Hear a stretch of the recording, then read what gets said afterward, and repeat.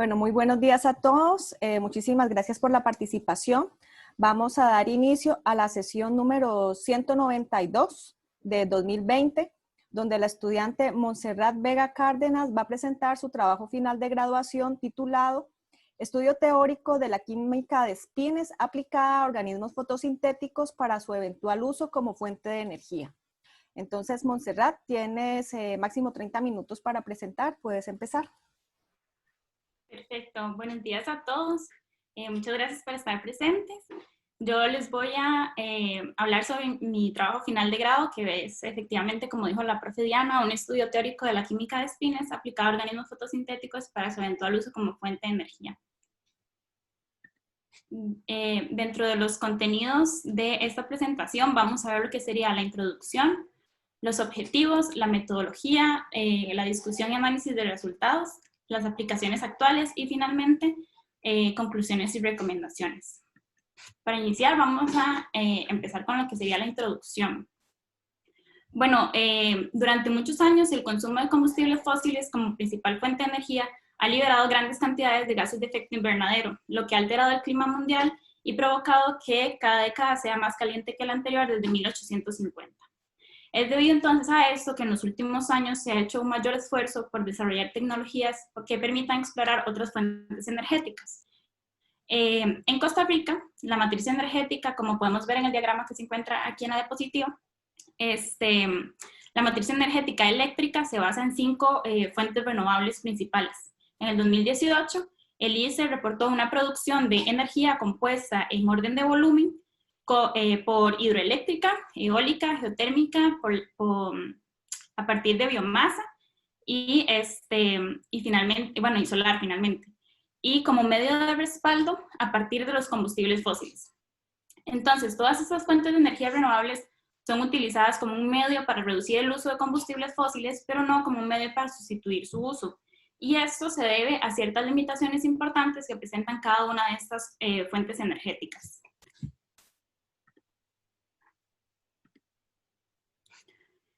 Bueno, por otra parte, además, en Costa Rica se creó el Plan Nacional de Energía 2015-2030. Este plan aspira tanto a enfrentar los retos actuales más urgentes en materia energética como a transformar los procesos de producción, distribución y consumo de energía. Este plan busca un futuro caracterizado por un bajo nivel de emisiones atmosféricas, el desarrollo de procesos de generación y uso de energía que sean mucho más respetuosos con los límites de la naturaleza, y la construcción de una matriz energética capaz de sostener la competitividad de la industria nacional. Y finalmente, que esta industria, este sector de energía, tenga una mayor contribución a la calidad de vida de la población. Entonces, es por estas razones que se considera necesaria la búsqueda de nuevas fuentes de energía que permitan la disminución de la dependencia de los combustibles fósiles para la generación de electricidad. Una de estas nuevas fuentes de energía que se encuentran en investigación son los organismos fotosintéticos. Esto gracias al desarrollo de la fotosíntesis artificial, pero esta tecnología no se encuentra optimizada. Entonces es por eso que se desea estudiar si la química de espines puede ser un actor clave para la optimización de los procesos de obtención de energía a partir de organismos fotosintéticos. Es gracias a eso entonces que generamos los siguientes objetivos para este trabajo. El objetivo general es analizar el papel de la química de espines en la optimización de los procesos de obtención de energía a partir de organismos fotosintéticos. Y como objetivos específicos tenemos identificar los principales fenómenos de la resonancia magnética nuclear y la química de espines, conocer los principios del proceso fotosintético y la transferencia de electrones que ocurre en el mismo, examinar el papel de la química de espines en los procesos fotosintéticos y finalmente presentar a los organismos fotosintéticos como una posible fuente de energía a partir de estudios e investigaciones que se han realizado hasta la fecha. La metodología que se utilizó en este trabajo final tiene varias secciones, por así decirlo. Primeramente se realizaron entrevistas no estructuradas a expertos sobre resonancia magnética nuclear en organismos fotosintéticos. Estos expertos se encuentran en la Universidad de Leipzig. Y aquí, bueno, en este diagrama podemos ver en la primera sección las personas a las que se entrevistó. Adicionalmente, tuve la oportunidad de llevar un curso en la Universidad de Costa Rica sobre resonancia magnética nuclear en estado sólido. También se realizó una revisión de literatura en temas de los principios de la resonancia magnética nuclear, principios de la fotosíntesis, el papel de los espines en la fotosíntesis, procesos de hiperpolarización, específicamente fotoquímica, que más adelante vamos a hablar de esto, y las aplicaciones actuales del uso de organismos fotosintéticos como fuente energética. Finalmente, lo que se realizó fue un análisis de datos cualitativos, tanto de la información recolectada, las entrevistas, la observación durante mediciones de resonancia magnética nuclear, que tuve la oportunidad de estar presente. Estas se realizaron en la Universidad de Leipzig, en Alemania, y finalmente se usó un análisis de los proyectos vigentes. Entonces, ahora vamos a proceder a comentar cuáles fueron las principales observaciones de la investigación.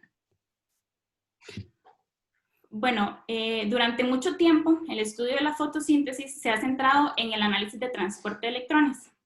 Este es el que podemos ver en la parte superior de esta diapositiva. ¿Y qué ocurre en el centro de reacción? Se ha pensado que los espines no desempeñan un papel significativo en el proceso fotosintético, pero en realidad el transporte de electrones resulta tanto en una transferencia de carga como en una transferencia de spin. Es por eso entonces que resulta necesario su estudio para entender la conversión de la energía en la fotosíntesis.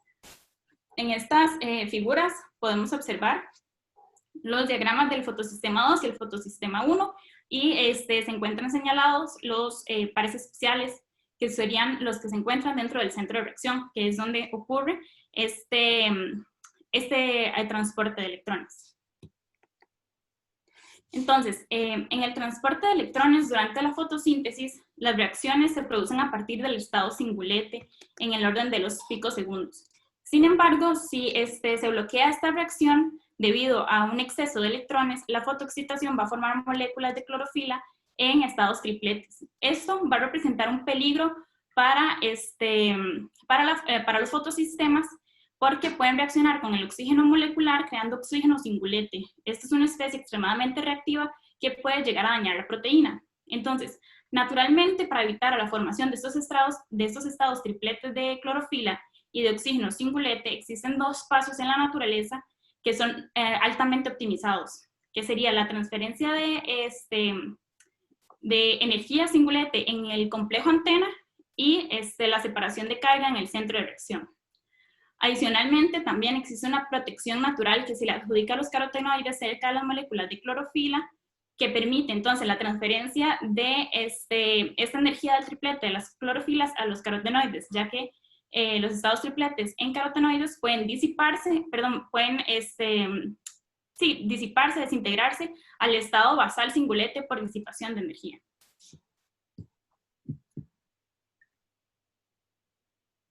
Entonces, para entender mejor cómo funciona el spin en el proceso fotosintético, podemos estudiar este mecanismo que conocemos como Radical Pair Mechanism.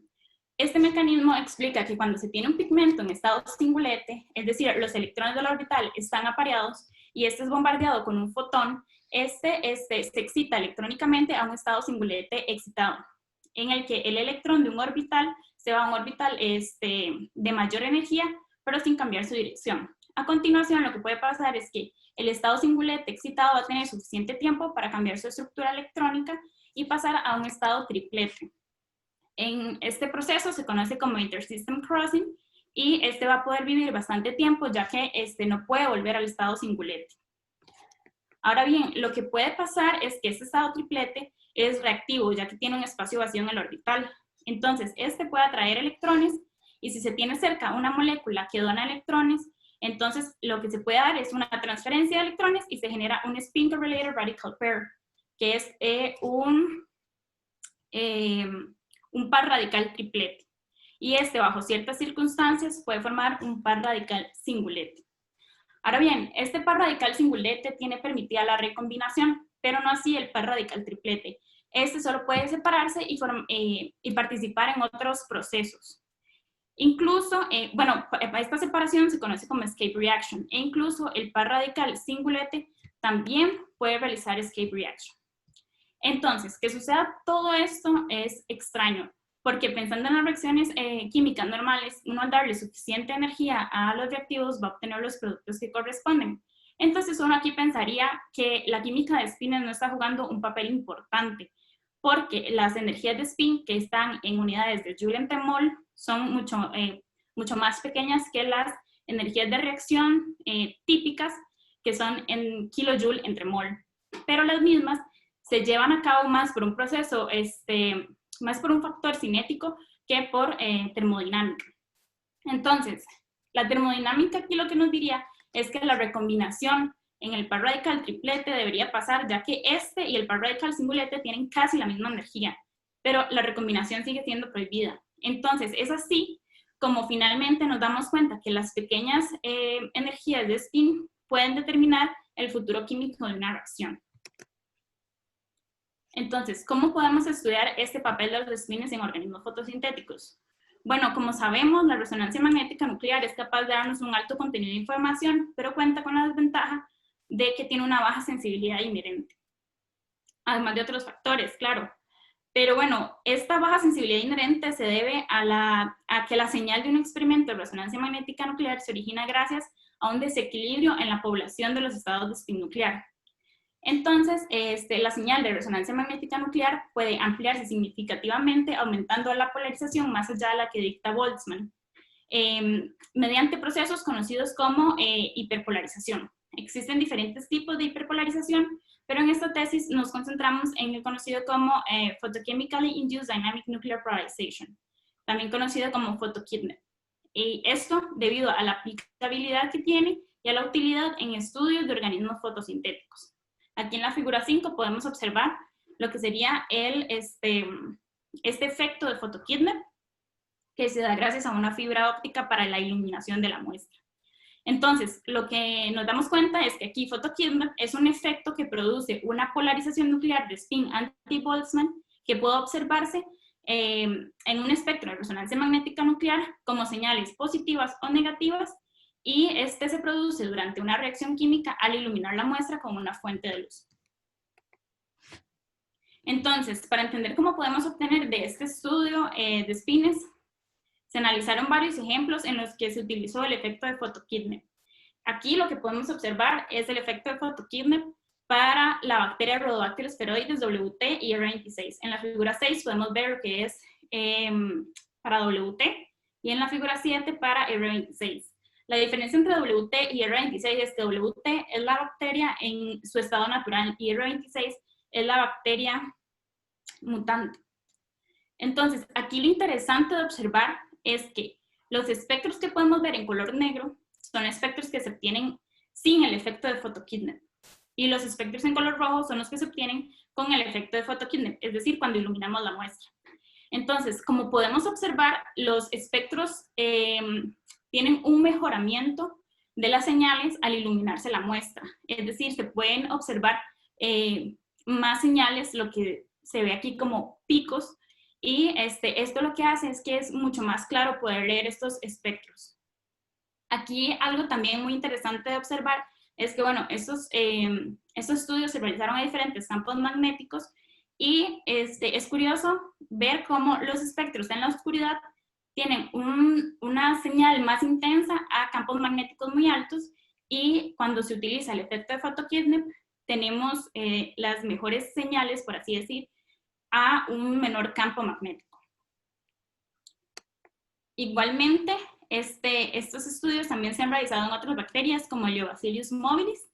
Aquí podemos observar que en el espectro A, este es en la oscuridad, y el espectro B es bajo iluminación. Igualmente aquí podemos observar lo mismo. Hay un mejoramiento de la señal cuando se ilumina la muestra. Y también sucede esto que es bastante curioso, que es que cuando la muestra está en la oscuridad, la mejor lectura se va a obtener a un mayor campo magnético. Y cuando la muestra se ilumina, la mejor lectura se obtiene a un menor campo magnético. Bueno, también este efecto de photokidnep se ha estudiado en fotosistemas de plantas. Aquí en la figura 9 podemos ver los espectros de nitrógeno 15 de resonancia magnética nuclear en estado sólido del fotosistema 1 y el fotosistema 2 de la espinaca. Entonces, en el espectro A podemos ver el fotosistema 1 en la oscuridad, es decir, sin el efecto de photokidnep. En el B podemos ver el fotosistema 1 bajo el efecto de photokidnep, y en C podemos ver el fotosistema 2 en la oscuridad, y en D, el fotosistema 2 con el efecto de Photokidney. Entonces, en el espectro B, el mejoramiento de las señales se obtiene cerca de los 200 ppm y se asocia al nitrógeno 2, que está asignado a una clorofila. Y en el espectro D, las señales más intensas se obtienen a 250 y 300 ppm y pueden asociarse al nitrógeno 4. Esto se puede ver gracias a la figura 10, en donde se puede observar los patrones de densidad de spin de los cofactores del fotosistema 1 y fotosistema 2, en donde el tamaño del círculo va a ser proporcional a la intensidad relativa de la señal. Entonces, es aquí en donde nos damos cuenta que gracias a la pequeña división de Zeeman y a la desfavorable distribución de Boltzmann, la resonancia magnética nuclear va a contar con una baja sensibilidad intrínseca, pero que al analizar estos espectros de resonancia magnética nuclear en estado sólido, bajo los efectos de Photokidney, se muestra que al aplicar iluminación, entonces en estas muestras fotosintéticas aparecen señales mucho más específicas y que entonces el efecto de Photokidney en estado sólido va a superar estas limitaciones que tiene la resonancia magnética nuclear, permitiendo un estudio mucho más minucioso de las muestras fotosintéticas y dando un análisis detallado de la estructura electrónica de los cofactores activos y las densidades locales de los espines de electrones. Entonces, como se puede observar en esta figura 11, el efecto de Photokidney se ha utilizado en diferentes muestras de organismos fotosintéticos pertenecientes a diferentes grupos dentro del árbol filogenético de la vida, como lo son las cianobacterias, las bacterias púrpuras, las bacterias verdes del azufre, las gram positivas, y las plantas. Entonces, ¿qué podemos obtener a partir de los espectros de resonancia magnética nuclear en estado sólido con este efecto de Photokidney?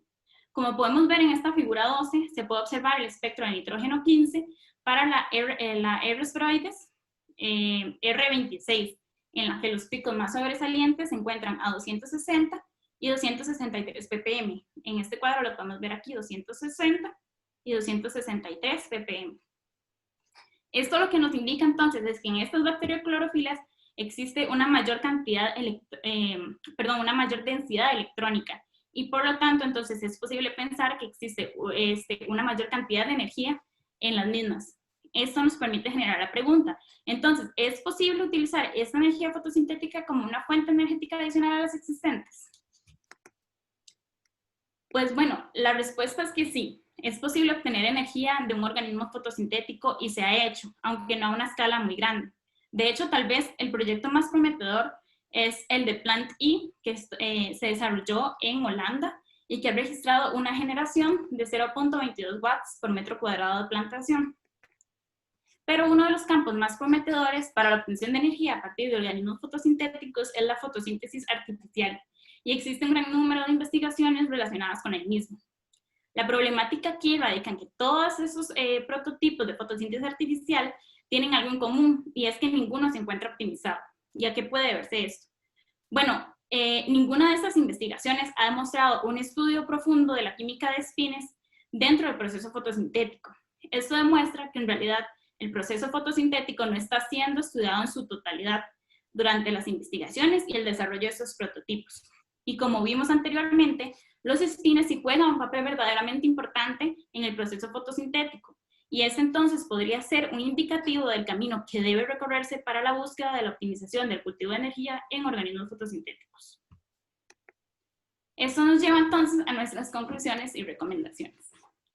Bueno, como recomendaciones, es importante saber que para una apropiada optimización de la fotosíntesis artificial es necesario desarrollar más líneas de investigación en las que la resonancia magnética nuclear y la química de espines sea fundamental.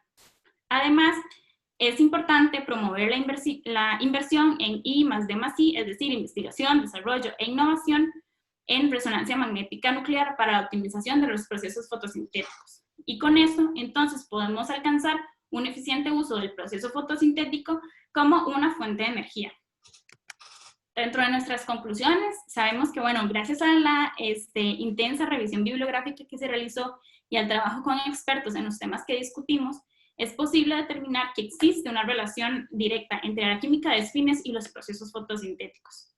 Además, es importante recalcar recalcar, perdón, que se están realizando avances significativos en que la química de spines se acerca cada vez más a las condiciones biológicas, como lo son la disminución de los campos magnéticos y la observación del efecto de Photokine en protones.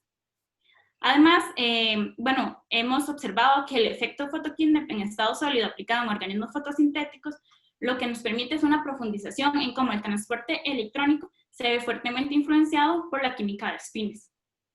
Y finalmente, como sabemos, bueno, el papel de la ingeniería ambiental es brindar soluciones científicas, tecnológicas y sociales a problemas medioambientales. Entonces, es así como la resolución de la problemática energética, tanto a nivel Costa Rica como a nivel mundial, para esta resolución es necesaria una vinculación inter y multidisciplinar en que esta situación vaya a ser abarcada desde diferentes ángulos, generando una solución integral. Para finalizar, quisiera dejaros con esta pregunta. ¿Qué pasará entonces cuando tomemos en cuenta los spines en la fotosíntesis para desarrollar nuevas tecnologías? Muchas gracias. Bueno, Montserrat, muchísimas gracias. Vamos a iniciar entonces el periodo de preguntas. Voy a iniciar con la coordinadora de la carrera de Ingeniería Ambiental, la máster Ana Lorena Arias. Muchas felicidades, Montserrat. Pero viera que hoy sentí que no entendí nada.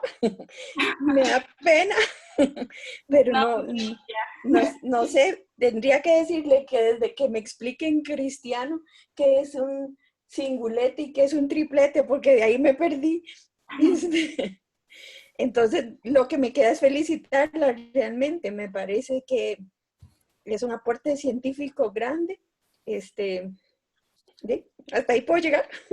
Muchas gracias, profe. Siento que ahí quisiera agregar que yo entiendo que es un tema un poco salido de lo que normalmente uno como ingeniero ambiental abarca, pero realmente siento que es muy importante para nosotros como ingenieros ambientales meternos en diferentes líneas de investigación para ampliar nuestros conocimientos y poder aportar nosotros como ingenieros ambientales a resolver problemas ambientales en donde a veces la respuesta es algo más química o es algo más biológico o es algo más físico. Esto realmente no fue un tema muy sencillo de desarrollar porque igualmente yo lo empecé sabiendo nada de resonancia magnética nuclear, pero creo que ahí radica la importancia de estos temas. Perfecto, entonces muchas felicidades. La verdad que le admiro su trabajo porque efectivamente sí se nota la dedicación, el empeño que le puso, todo eso, ¿verdad? Pero sí no es un tema efectivamente que yo maneje. Definitivamente no. Felicidades, nada más. Muchas gracias, profe. Muchísimas gracias, Ana. Voy a darle la palabra a uno de los lectores de la tesis, el máster Allen Puente. Uy, en serio, voy. Estaba acomodando un poco las preguntas. Bueno, de hecho tengo algunas en un poco más de fondo y otras quizás como de las implicaciones, pero vamos a ver. Bueno, la primera es un poco más técnica, digámoslo así, pero es una curiosidad que de hecho, bueno, yo todavía no estoy claro al respecto y por eso lo pregunto, no es que lo estoy preguntando ahí de mala vibra. Si usted se va a la diapositiva 15 y ve la figura 6 o la figura 7, por ejemplo, o de ahí en adelante cualquiera, tiene esto que tiene espectros. Vamos a ver si ve, no sé, el espectro A de la figura 6 que tiene 1 a 17.6 teslas y tiene el espectro negro que tiene señales positivas, ¿cierto? Esto es lo que uno espera para un espectro típico de resonancia magnética nuclear. Básicamente tiene una línea base y algo que sobresale, lo asigna con un pico, eso lo asocia con algo y todo el mundo está feliz. Ahora, cuando tienen la iluminación, en este caso, tienen señales negativas. Físicamente, ¿qué está pasando ahí? Porque cuando yo tengo, vamos a ver, dentro de mi idea de concepto de espectroscopía de resonancia magnética nuclear, cuando tengo una señal positiva es un pico. Cuando tengo una señal negativa normalmente tiende a ser un artefacto de la medición, pero digamos, ¿qué está pasando en este caso? para que usted tenga señales negativas y aún así lo pueda interpretar como algo útil para la medición. Claro, digamos, lo que pasa aquí es que normalmente la resonancia magnética nuclear se da debido a una distribución de Boltzmann de los spins en los estados de spin nuclear. Lo que está pasando aquí es que, digamos, cuando nosotros realizamos la hiperpolarización, lo que va a pasar es que la distribución de la población en los estados de spin va a ser anti-Boltzmann o no Boltzmann. Entonces, no va a ser lo que típicamente pasa, que abajo va a haber, digamos, en el nivel inferior en el estado inferior de energía. Perdón, ajá.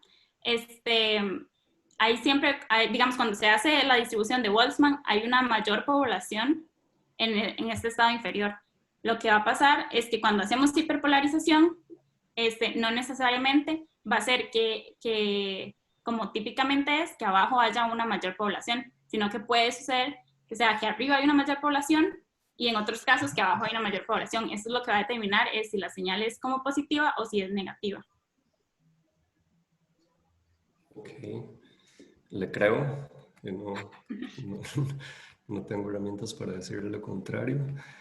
Y luego, bueno, hay dos preguntas que, bueno, una quizás ya está lo hemos discutido en cierto detalle, pero quisiera escuchar sus impresiones.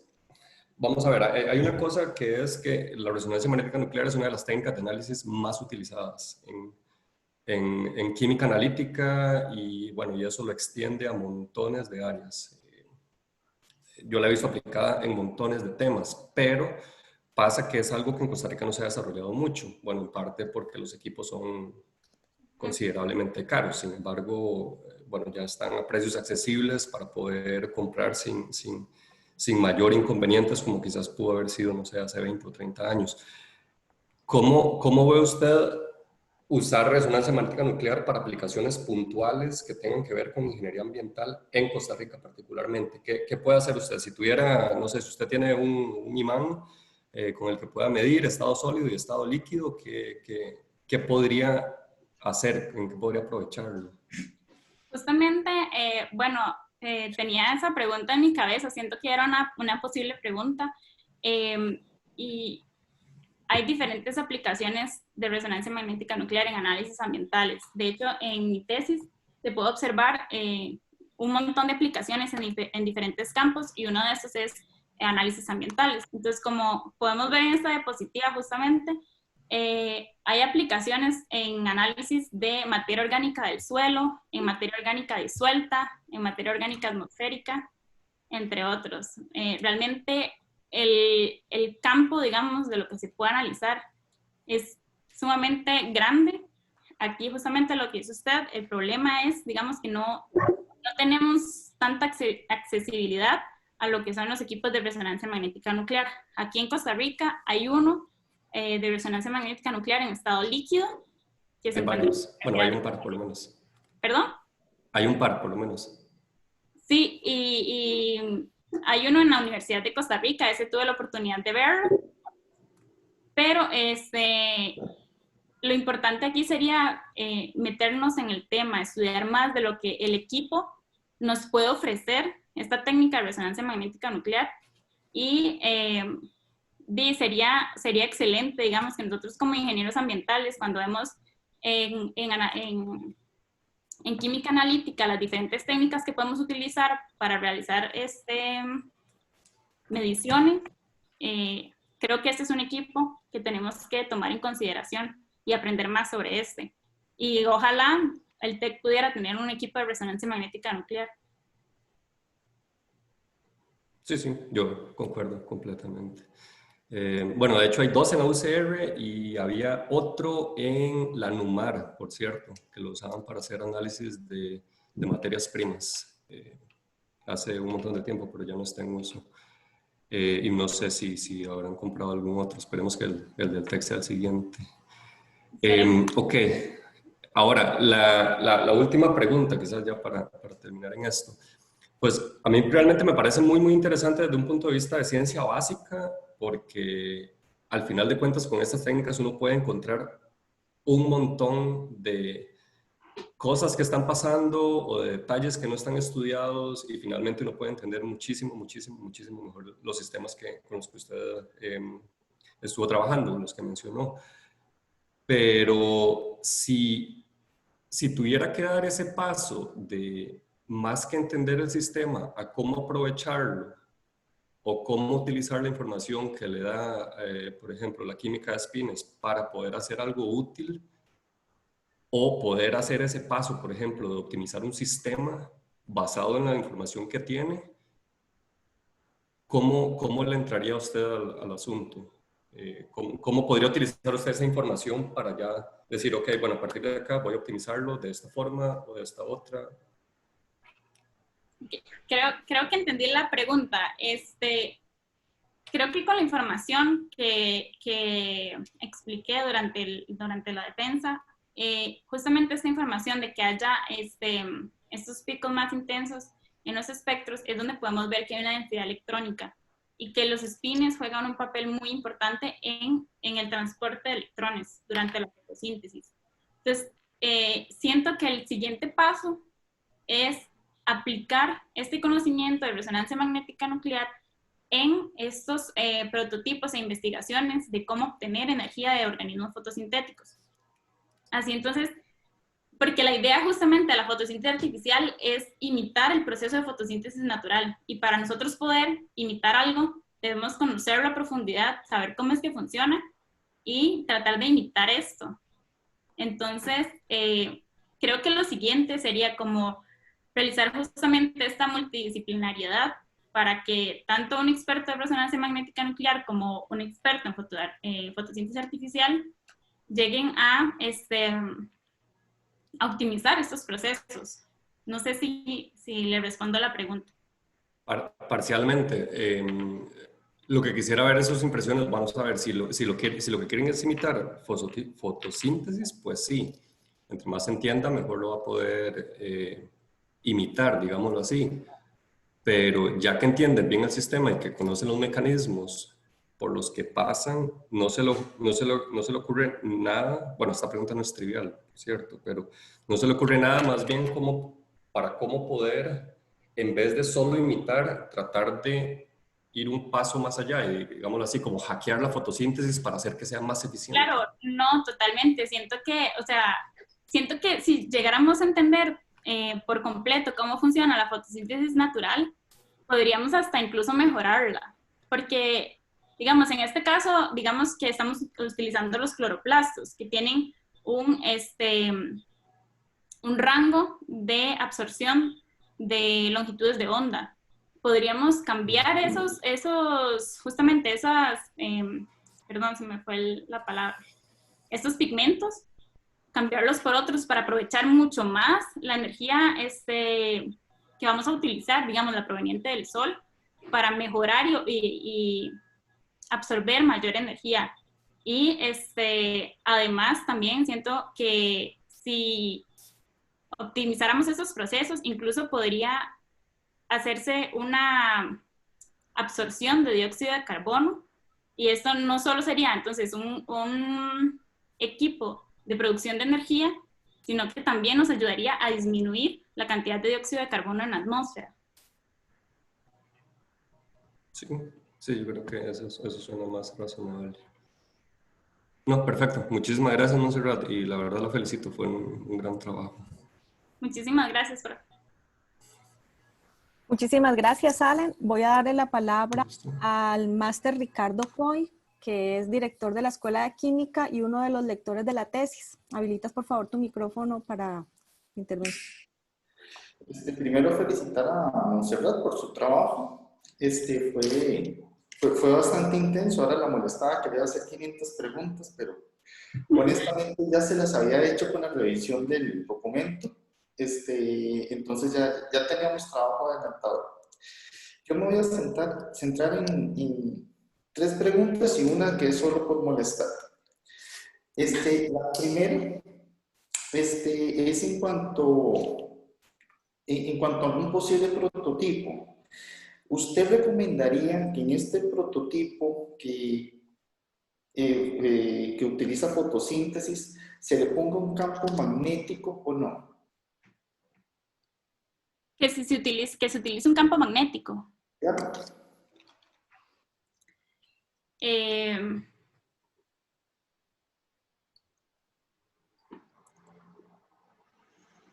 Sobre todo, esa pregunta la diseñé viendo su lámina número 16. Lámina número 16. Que es parecida con lo que estaba comentando ahora Dani. Usted dice que al prototipo de fotosíntesis artificial se le ponga un campo magnético. Sí. Ok.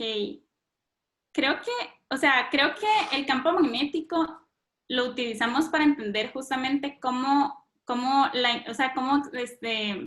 juega un papel importante los espines en la fotosíntesis, pero creo que no es necesario poner este campo magnético en el prototipo de fotosíntesis artificial. Ok, porque eso me lleva a la siguiente pregunta, que fue una afirmación que por ahí salió, que la energía de los espines define el futuro químico de la reacción. Entonces, como que correlacionara esa afirmación con el hecho de que si entonces el campo magnético afecta la energía de los espines, entonces, primero, esa segunda pregunta es ¿cómo es que afecta el futuro químico de la reacción la energía de los espines? Y devolviéndonos a la primera, ¿cómo ese campo magnético puede afectar la energía de los espines?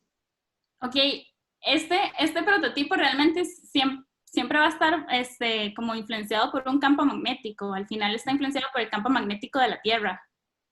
Entonces, este campo es el que igual va a influenciar a los espines que están actuando, ¿no? en este proceso fotosintético. Ok. Pero ¿cómo es que afecta el futuro químico la energía de los espines? Ok, los espines, digamos, justamente los espines son esto que puede estar en estado singulete o en estado triplete. Si existe un exceso de energía, puede bloquearse la reacción que normalmente se da y se puede generar una clorofila en estado triplete. Y esto puede ser súper dañino para el fotosistema. Esto lo que puede hacer es dañar el fotosistema. Entonces, que se haga un estado triplete es peligroso. Para eso es que están los carotenoides cerca, para justamente, digamos, disipar esta energía, obtener esta energía de triplete de las clorofilas y poder disipar esta energía. Ok. Ahí voy a poner yo un paréntesis que me parece súper interesante. La pregunta de Coy me parece, pero vea, clavada, muy bonita. Y hay que poner algo muy interesante y que también Montserrat lo comentaba en la tesis. Creo que lo comentaste también en la parte de la defensa, que es lo del el control cinético, control termodinámico. De hecho, parte de la respuesta a lo de Coy es este control termodinámico, o sea, la cuestión energética. Si tuviéramos que calcular aquí un delta G, una energía libre de Gibbs o una de Gibbs-Helmholtz, sacaríamos un valor positivo que nos da cierta espontaneidad y nos comenta eso que dice Coy, que es que termodinámicamente hablando, se favorece porque la frase, y me gusta eso de agarrar en pinzas esas frasecitas. ¿Cómo fue la frase que dijo Montserrat? ¿Cómo fue, Coy? La energía de espines define el futuro químico de una reacción. Exacto. Es muy contundente, sin lugar a dudas. Y tal cual Montserrat lo decía, es verdad que está lo del estado singulete y el estado triplete, pero al final de cuentas todos estos estados tienen energía, ¿verdad? Que eso es súper, súper importante y podríamos calcularlo termodinámicamente hablando. Pero muy bien. Bien, yo tengo una tercera pregunta que tiene que ver, y eso lo habíamos hablado un poco cuando discutimos la tesis en cuanto de costos. Ahorita usted puso un rendimiento muy interesante entre uno de los productos que ya existe, que son 0,22 watts por metro cuadrado. Ajá. Con este dato, dos preguntas. Esos 0,2 con 22 watts por metro cuadrado, ¿es en qué unidad de tiempo? O sea, ¿se genera en un día, se genera en una hora o simplemente irradiando directamente con 680 nanómetros se obtienen los 0,22 watts? Es un poco para entender más ese dato. Y segundo, ¿cuánto cuesta? O sea, ¿cuánto costaría implementar un sistema fotosintético para cargar un dispositivo electrónico? Ok, le quedó mal con la unidad de tiempo. En este momento no me acuerdo. Y con mucho gusto voy a volver a repasar justamente esta tecnología. Respecto a cuánto cuesta, bueno, justamente yo no realicé un análisis económico en sí con los objetivos de mi tesis, pero yo hice esta comparación. Este es un ejemplo con BioLite, que es algo muy similar a Plant-E, que es el del que di el dato. BioLite no está a la venta, o sea, no se puede comprar. Este es un prototipo español y cuesta este dispositivo, bueno, según una publicación, este dispositivo cuesta 64.849 colones. Yo lo comparé con mi batería de RadioShack con la que cargo mi celular y es una diferencia bastante grande de dinero. Supuestamente este BioLite, que no podemos conseguir, realiza 3 cargas al día y mi batería de RadioShack realiza 2 cargas al día. O sea, esta es como la comparación económica que realicé. No, sentí yo que no es como el momento perfecto para realizar una comparación económica en el sentido de que no podemos conseguir ahorita un equipo, una planta que nos cargue el celular. Yo escribí un correo a Plant-E también, que es una tecnología similar. Me dijeron que me respondieron justamente hace poquito y me dijeron que su dispositivo no carga celulares y el costo de esta planta, que realmente solo se ilumina, o sea, lo que tiene es como una bombillita y se ilumina, es de 1.000 euros. También esto es algo interesante. También yo lo que hice fue como una comparación económica de cuánto nos cuesta a nosotros cargar un celular si lo cargamos en el tomacorriente y lo realicé en comparación con lo que pasa en Costa Rica a lo que pasa en Estados Unidos, porque nuestras matrices energéticas eléctricas son bastante diferentes. La nuestra es mucho más limpia, viene de una mayor cantidad viene de fuentes renovables.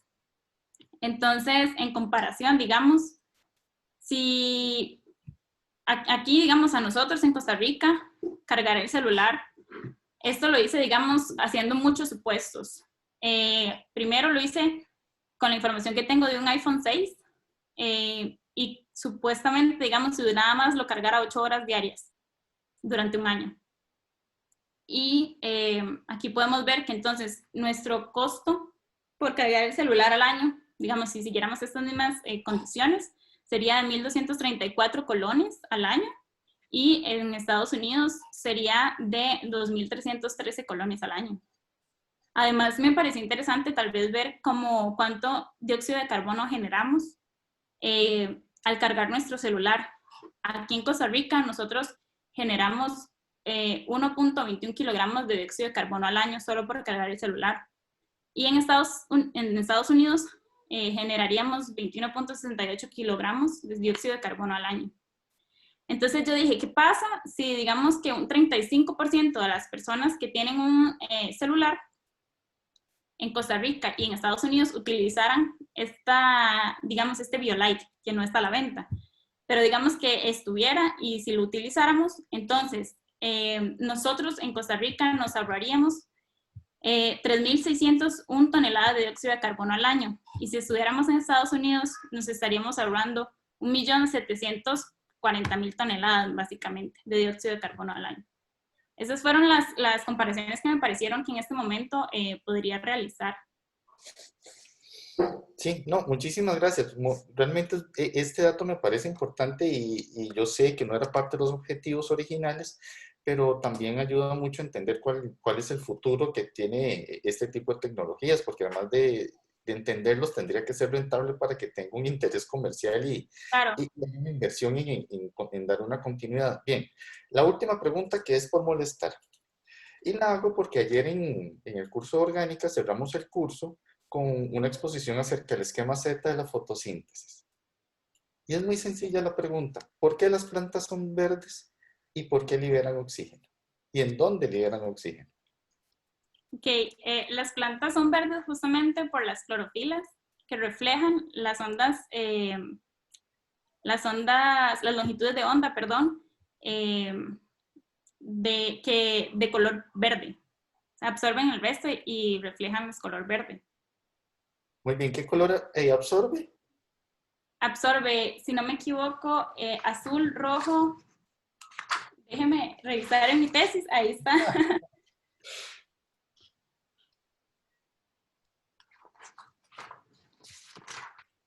La respuesta viene ahí mismo en la tesis, es el P680 y P700 nanómetros. Eso cae por ahí entre rojo y 700 es rojo y 680 también está cercano ya al rojo.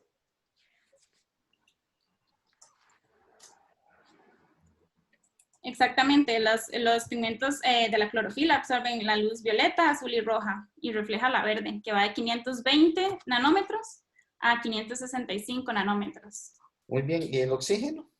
Producen el oxígeno porque utilizan el agua, justamente utilizan agua como donador de electrones. Es por esto que producen oxígeno. Eso, muy bien, muchas gracias y felicidades de nuevo, Montserrat. Muchísimas gracias, profe. Muchísimas gracias, Ricardo.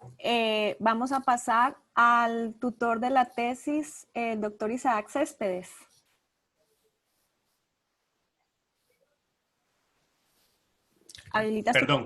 Perdón.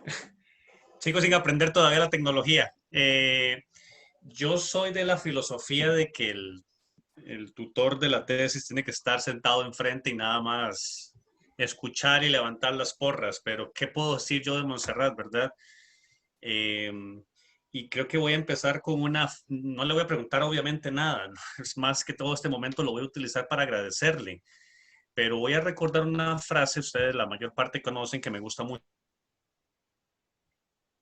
la lectura, y había un premio Pulitzer a finales del siglo XX que decía, yo no sé darles la respuesta de la clave del éxito, pero sí les sé decir lo que no tienen que hacer o lo que pueden hacer para hacer todo lo contrario, que es trate de quedarle bien a todo mundo. Montserrat hizo algo que es muy diferente y eso se lo agradezco yo y es una cosa que me parece muy valiosa, que es haber entrado en un mundo en el cual incluso los químicos o los físicos le tenemos una cierta aversión. El trabajo que hizo Montserrat, bibliográficamente hablando, fue impresionante.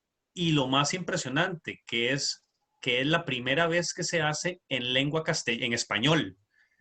Porque creo que la literatura y la traducción que se tuvo que trabajar con Montserrat fue completamente en español. Para mí eso es valentía. Ya meterse en un área diferente y generar un precedente es algo verdaderamente nuevo y la quiero felicitar por eso. Ya se lo he dicho muchas veces, pero como hay que decírselo en público, pues se lo vuelvo a decir en público. La felicito, le agradezco a Ricardo Coy y a Allen Puente porque lo que hicieron fue el verdadero proceso que corresponde a un lector, que es leer con puntos y comas cualquier detalle. Nos recomendaron cosas muy valiosas. Montserrat, me gustaría nada más que comentes la idea, además, la ciencia que no se publica no existe.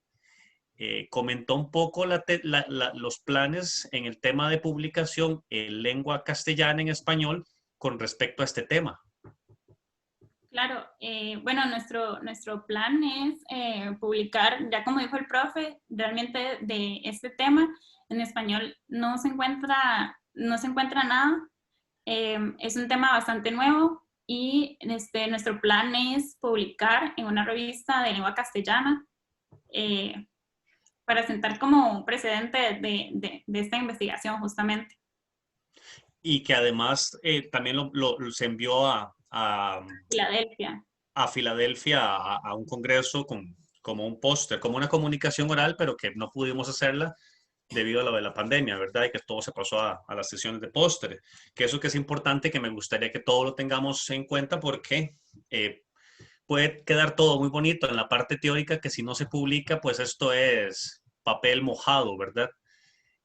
Así que yo, más que decir que puedo tirar cohetes aquí, la felicito, le agradezco mucho, insto a los que están escuchándonos que no se queden en el área normal, amplíen, vayan a otros lugares, charlen con otras escuelas. Aquí también tenemos a Diana Zambrano que lo ha hecho últimamente. Eso es lo mejor que en el siglo XXI se puede hacer, que es la interacción. ¿Y qué más puedo decir yo de una persona que además tuvo la posibilidad de ir a uno de los pocos lugares del mundo donde se hace, que es en Alemania? Compartir con personas de la calidad primero humana que tienen y la experiencia de ver, por ejemplo, un experimento de estado sólido con iluminación, pues pocas personas en el mundo lo han hecho. Y ojalá que esto, pues, al final voy a terminar con una pregunta. ¿Ves esto como una perspectiva a futuro?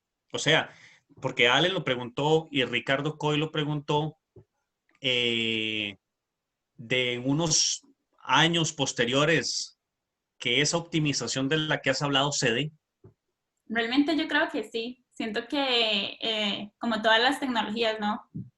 Toman su tiempo desarrollarlas, pero creo que justamente si se realiza esta multidisciplinariedad de la que hablamos, es posible que en unos años la fotosíntesis artificial esté optimizada y sea una realidad. Incluso se amplíen sus aplicaciones. La felicito a usted, a su familia y a todos. Muchísimas gracias, profe. Bueno, muchísimas gracias, Isaac. ¿Alguien del público en general quisiera extender algún comentario o hacer alguna pregunta?